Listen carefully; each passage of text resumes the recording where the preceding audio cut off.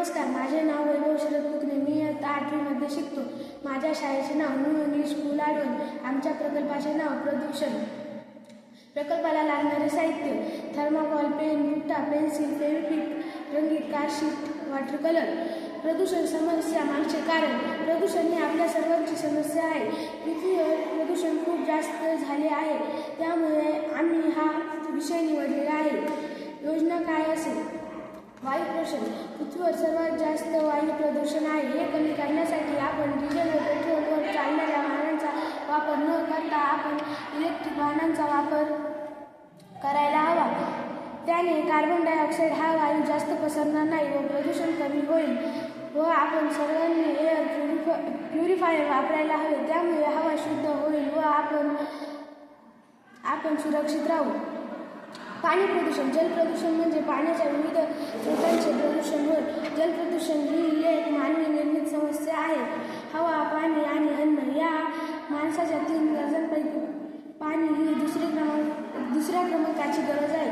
वातावरणात, पाण्यात, हवेत किंवा अन्नात सजीवांना हानिकारक असलेले पदार्थ मिसळण्याच्या प्रक्रियेला प्रदूषण असे म्हणतात.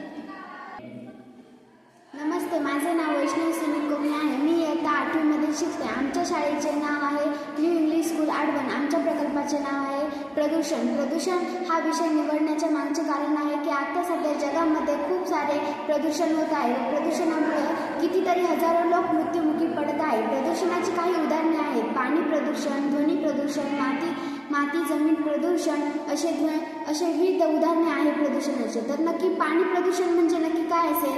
पाणी प्रदूषण म्हणजे दूषित पाणी, अशुद्ध पाणी. आपण छोटे छोटे तलाव, पाणी, विहिरींमध्ये कारखान्यातील रसायन कचरा टाकतो, त्यामुळे पाणी प्रदूषण होते. तर जमीन प्रदूषण, आपण जमिनीमध्ये रासायनिक खतांचा वापर करतो, तर जमिनीमध्ये सेंद्रिय खतांचा वापर केला पाहिजे, त्यामुळे जमीन प्रदूषण होणार नाही. ध्वनी प्रदूषण.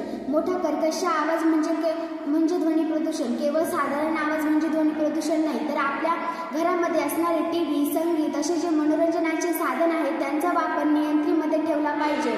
व मुंबई, पुणे येथे खचाखच शहरे भरलेली असतात, तेथे जास्त प्रमाणामध्ये गाड्यांच्या हॉर्नचा आवाज असतो, त्यामुळे सतत ध्वनी प्रदूषण होत असते. ध्वनी हा हवेवाटात प्रवास करत असतो व जास्त प्रमाणामध्ये जर ध्वनी वाढला, तीव्रतेने वाढला, तर त्याचे मापन करण्यासाठी हवेची व्यापक गुणवत्ता डेसिबल याच्यामध्ये ध्वनीची तीव्रता मोजता येते.